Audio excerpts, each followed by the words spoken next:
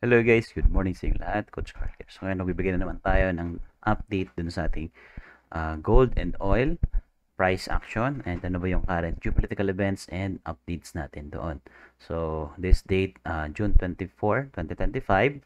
So recently, meron na namang bagong action na ginawa yung Iran, no? So later, pag-uusapan natin ano yung mga action na yon and titingnan natin ano ba yung naging price movement ng gold and oil nang ma-release yung mga announcement na yon sa fundamentals natin. So, as you can see, nandito yung ating gold chart. Nasa the H1 time frame ako dito.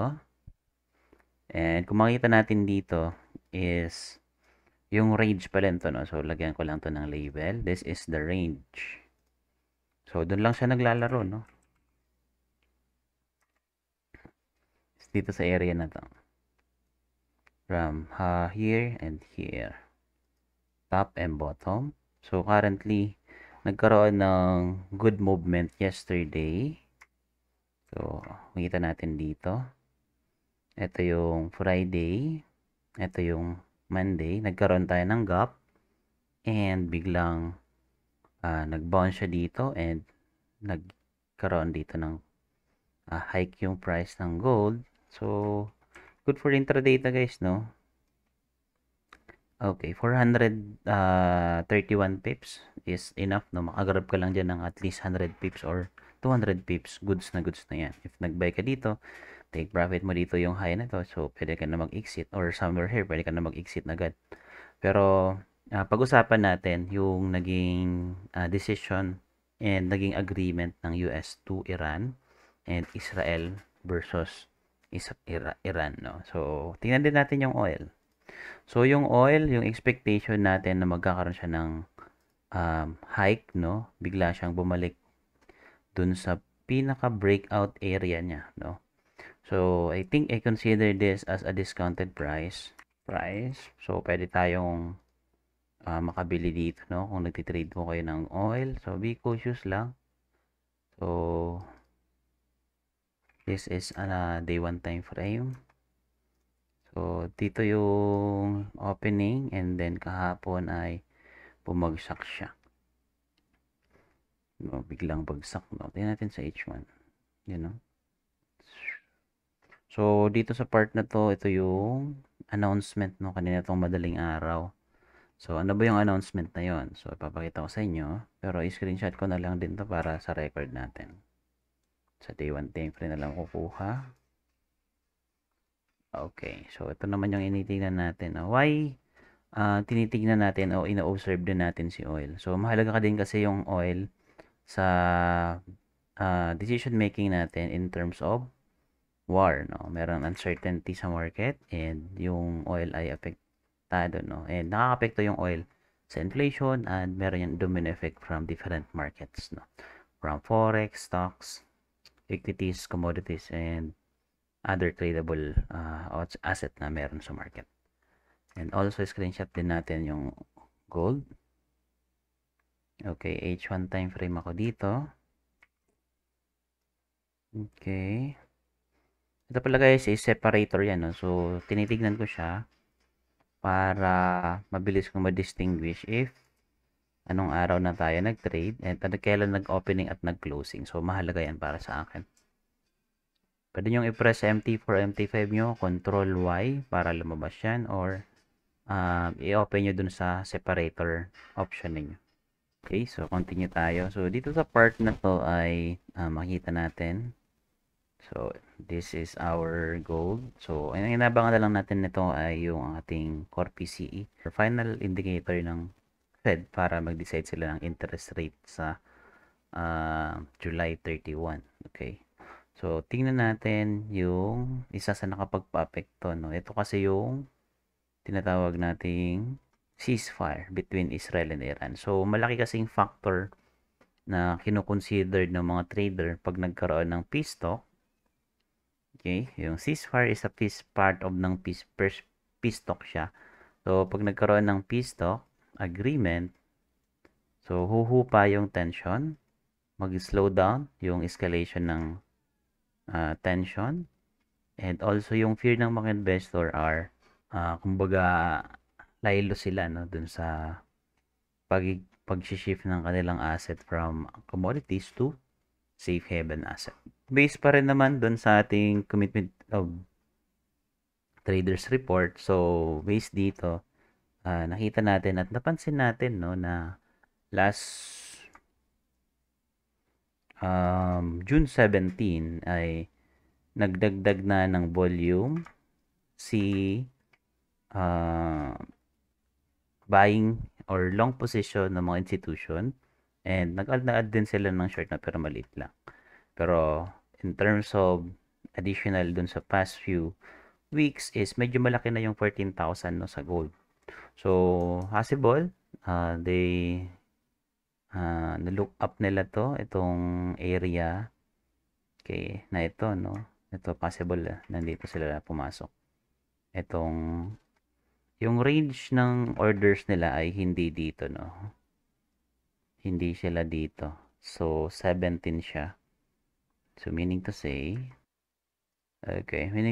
possible dito sila nagdagdag ng so range dito sa part na to.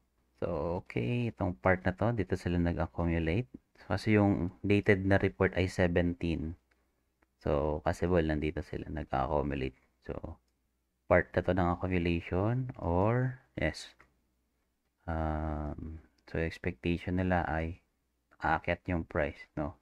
But hindi siya tumuloy pataas, then bumaba siya. And currently nasa range siya. So kung titignan natin, possible nag-accumulate pa rin sila dito sa part na to and expectation natin dun sa next report ay mag-add long sila, no? Okay, dito sila nag-add ng long and yung price nag-drop. Okay. So yun yung isa sa tinitignan natin and kino-considered to trade for gold, no? And kung titignan din natin yung orders ng oil is malaki yung dinagdag nilang volume. So, kung mapapansin natin dito, last June 10, nag-add sila ng long and nagbawas din sila ng short.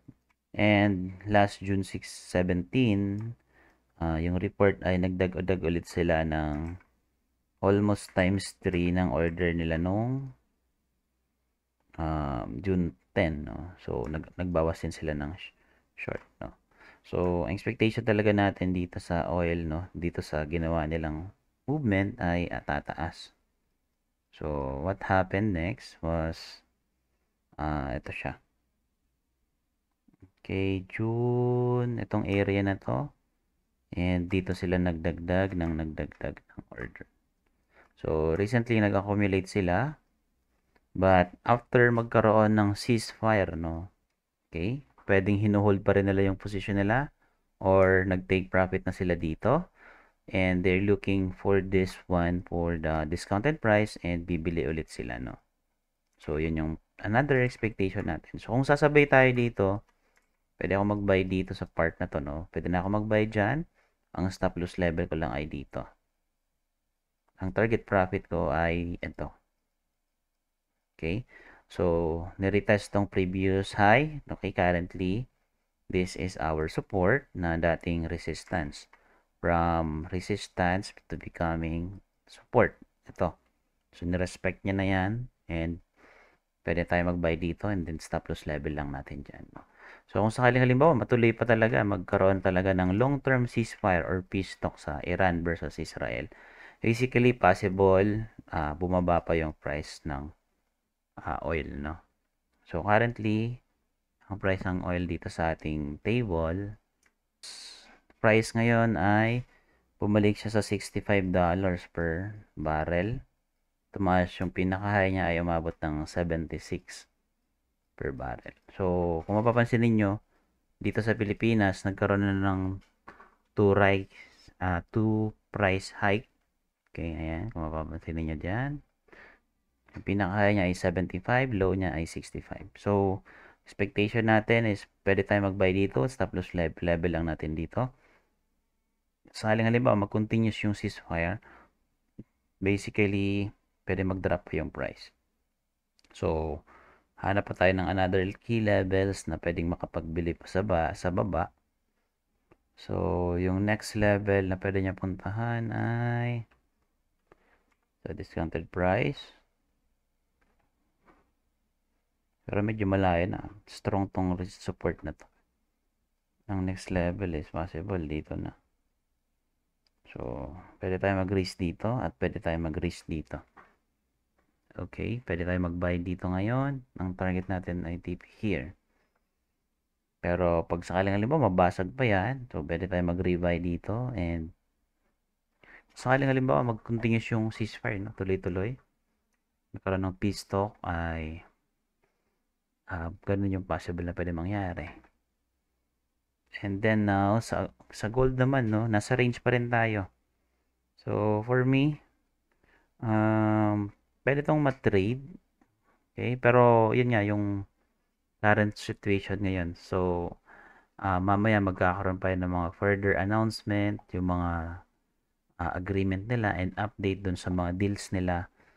Pwede kasing mangyari, price will break this low, okay, to retest this area, no? So, kung sakaling halimbawa matuloy yon, dito tayo bibili, no? Okay? So, this is another discounted price dito sa setup na or area na to. Yun pa rin yung nilook forward natin, no? Pero kung sakaling halimbawa, magkaroon pa rin ng hindi pagkakaunawaan yung US, Iran, and Israel. So, magkakaroon na naman yan ng possible aakyat na naman siya. Okay? So, pwede i-retest din tong high na to.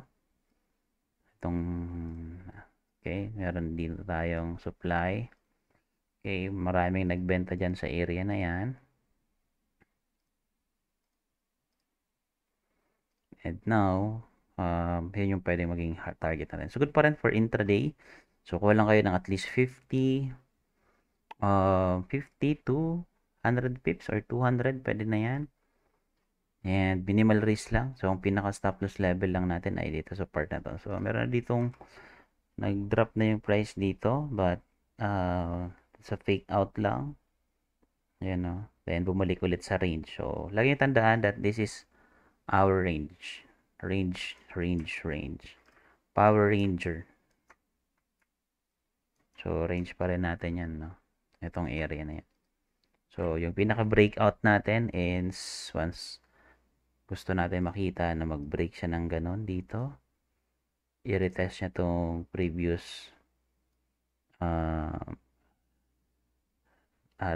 support na naging resistance now to drop the price lower. So, yan yung expectation natin dyan. And kung sakaling halimbawa is magkaroon man siya ng rejection, so this is a sign of rejection.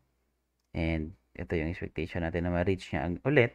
And kung sakaling halimbawa mag-escalate pa rin talaga yung war and other concerns with regards to other factors considering how to trading gold, so pwedeng magkaroon na tayo ng breakthrough dito. So any waypoint ng price dito is pwede tayo magkaroon ng move pataas or down. So yun lang yung tinitingnan natin dyan.